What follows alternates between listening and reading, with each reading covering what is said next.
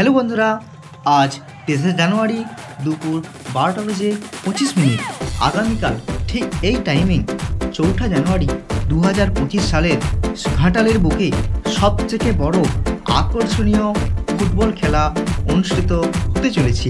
প্রত্যেক বছরের ন্যায় এই বছরও ঘাটালের ওয়েলফেয়ার অ্যাসোসিয়েশন উপলক্ষে ওয়েলফেয়ার কাপ 2025 হতে চলেছে। তাই তোমাদেরকে জানাই সাদর আমন্ত্রণ। এই ফুটবল টুর্নামেন্ট হবে দিবারাত্রি বিভিন্ন আলোর কায়দায়। তো সেই প্রস্তুতি কতটা তুঙ্গে উঠেছে সেটাই আমি ক্যামেরার মাধ্যমে তোমাদেরকে দেখাচ্ছি। এই ওয়েলফেয়ার কাপে আসবে বিভিন্ন সম্মানীয় ব্যক্তিবর্গ। তো তারা এই মঞ্চে দেখতে পাচ্ছ, মঞ্চটায় বসবেন এবং সেই জন্য মঞ্চটা রেডি হচ্ছে। পাশে রয়েছে প্রত্যেকটা হ্যালোজিনের নিচে একটা করে জেনারেটর স্থাপন হচ্ছে। তো সেটাই তোমাদেরকে দেখাচ্ছি।